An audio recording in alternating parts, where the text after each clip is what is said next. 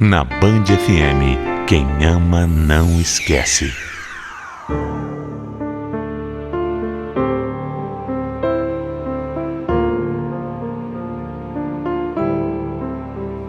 Muitas vezes a gente cria a ilusão de que um amor vai ser para sempre. A gente se machuca, sofre, tenta de tudo em nome desse amor.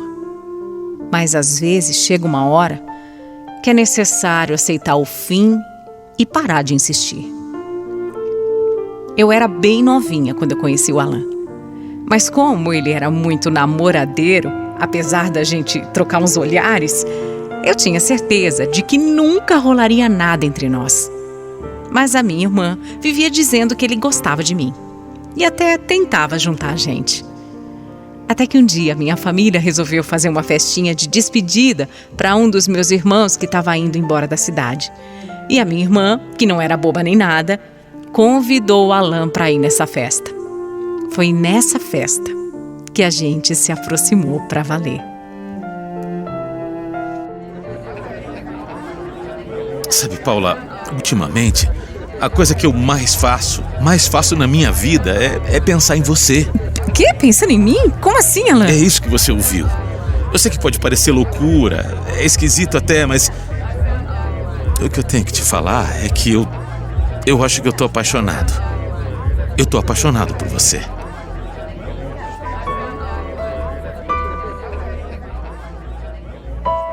Eu não vou mentir. Nessa época eu já pensava no Alan. Só que eu não imaginava que teria chances com ele algum dia. Mas naquela mesma noite, nós demos o nosso primeiro beijo e ele já até me pediu em namoro. Eu fiquei totalmente chocada, mas também fiquei muito feliz. Desde o começo, o nosso relacionamento era super respeitoso. Eu nunca tinha namorado com ninguém. E eu tinha muito medo de me relacionar com alguém porque na minha infância eu sofri vários abusos do meu próprio pai. Pois é. Era um trauma muito grande e não era nada fácil eu me abrir, sabe? Só que desde os primeiros momentos, o Alan se mostrou um super namorado para mim. Ele me respeitava o meu tempo, as minhas escolhas. Ele era o homem que eu tinha pedido a Deus. Além disso, nós tínhamos muita confiança no outro também. Para mim, o Alan seria o meu único e grande amor da vida. E ele era. Ele era, sim, o homem com quem eu queria me casar, ter filhos, envelhecer junto. E claro, ser feliz para sempre. Esse namoro mágico durou 2 anos, até que o Alan me pediu em casamento. Aliás, eu não tinha dúvidas de que tudo seria maravilhoso. Ele seria um marido perfeito. Naquele tempo ele trabalhava como vendedor de piscinas e eu como doméstica. Como nós não tínhamos muito dinheiro, logo depois do casamento nós fomos morar no quintal da casa da mãe dele. E eu posso dizer que essa foi uma das fases mais difíceis da minha vida. A mãe e a avó do Alan eram pessoas muito preconceituosas. Viviam fazendo comentários ruins por causa da minha cor de pele. Elas chegavam até a falar para o meu marido que eu não era uma mulher para casar. Era horrível mesmo.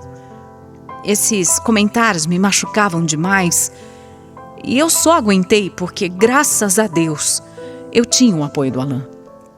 Meu marido sempre esteve ao meu lado, ele nunca me deixou, ele sempre me apoiou muito.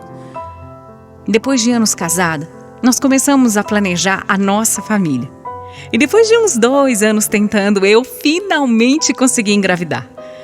Assim que descobrimos a gravidez, o Alan achou que seria melhor e mais seguro também eu sair do meu trabalho. Como ele trabalhava, a gente ia conseguir viver com o dinheiro que ele ganhava. Ia ser apertado, Mas ele garantiu que daria conta. Então, eu concordei com isso. E alguns meses depois, a nossa pequena Eloá nasceu. Só que não demorou muito para os nossos planos mudarem. Como agora só o Alan trabalhava, o dinheiro não dava muito para as coisas, sabe? Então ele resolveu prestar um concurso público e acabou passando. O problema é que a vaga era para uma outra cidade. O meu marido resolveu ir primeiro para ajeitar tudo, se estabilizar, e eu e a Eloá iríamos depois. Ficamos 1 ano desse jeito. E claro que eu ficava com muita saudade dele. Apesar dele vir às vezes visitar a gente, era muito difícil ficar sempre sozinha. Para piorar, as coisas começaram a ficar muito estranhas. Sei lá, eu sentia o meu marido meio mudado, sabe? Mais frio. Às vezes ele mal falava comigo e, além de tudo, eu passei a ter uns sonhos esquisitos. Eu via claramente, como se fosse real mesmo, o Alan, o meu marido, me traindo. Era sempre o mesmo sonho, igualzinho. Só que eu não conseguia ver o rosto da mulher com quem ele estava. Eu só sabia que ele tinha outra, só isso.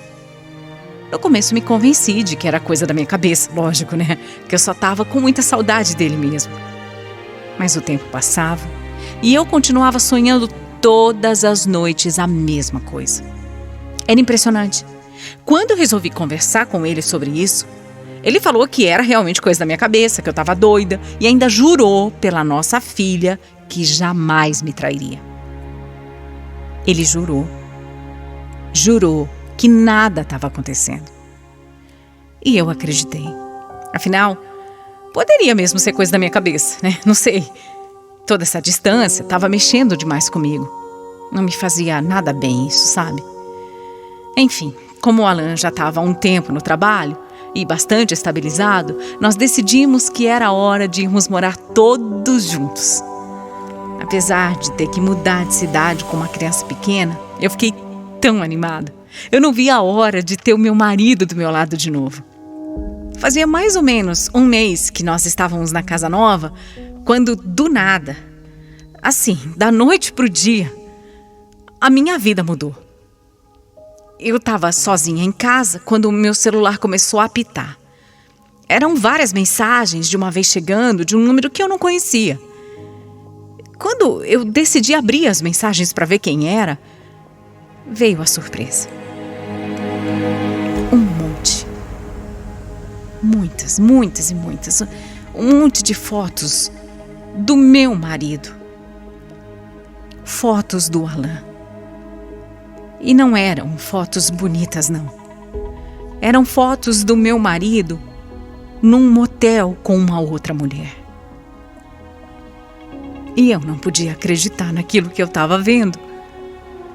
E como se não fosse o bastante, nas mensagens ela ainda me dizia que quando eles estavam juntos, eles ficavam rindo de mim. Eu tremia tanto, parecia até um filme, sabe? Eu não podia acreditar naquilo. Como meu marido trabalhava com escolta, ele tinha uma arma em casa. E foi naquele momento que 1000 coisas ruins começaram a passar pela minha cabeça. E eu pensei sim em tirar minha própria vida. Paula, eu não sei nem o que te dizer. Se você não sabe, Alan, imagina eu, Alan. Você tem que falar, sei lá, fala alguma coisa. Se explica, se defende, fala alguma coisa. Olha, eu sei que não dá pra voltar atrás. O que foi tá feito, mas eu quero te pedir desculpas. Me pedir desculpa, Alan? Desculpa? Olha só o que você fez. Olha o que você fez. Sabe o que eu queria? Eu queria que tudo isso aqui fosse um sonho, mas não é. Isso aqui é um pesadelo. Um pesadelo, Alan. Eu sei que eu errei, Paula. Eu sei disso. Mas, por favor, você tem que me perdoar. Olha, só me perdoa, por favor. Foi só uma coisa de um momento de fraqueza, fragilidade. Eu juro pra você, juro.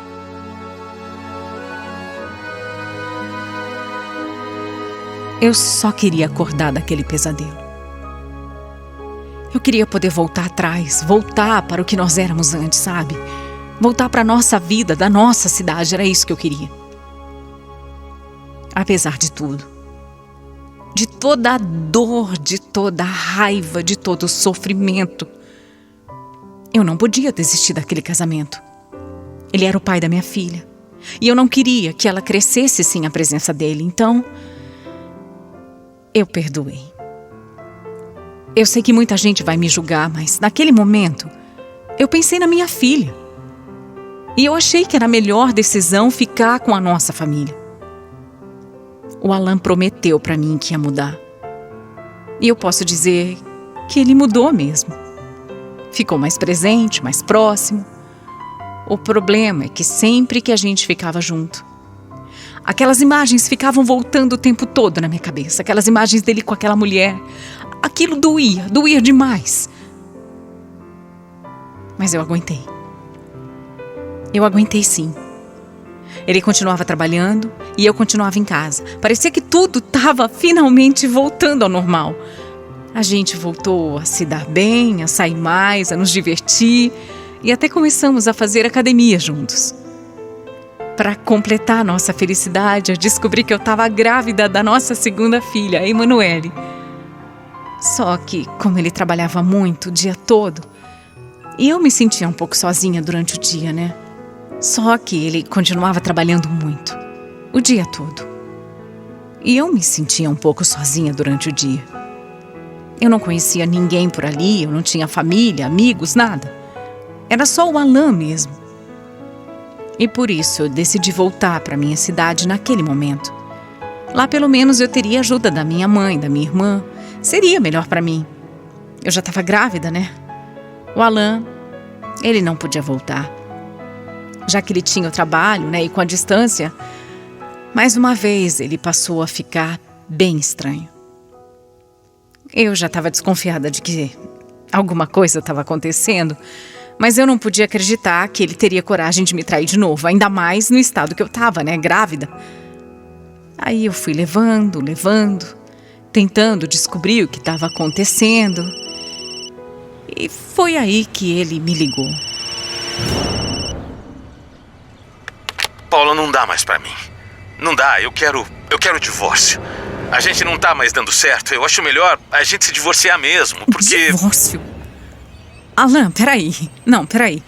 Eu tô grávida, Alan. Eu sei disso. Peraí, você vai fazer isso mesmo? Tem outra, né? Tem outra pessoa, né? Fala a verdade. Não tem ninguém, Paula. Não tem ninguém, mas é melhor assim. Não dá mais pra sustentar esse casamento desse jeito, não dá.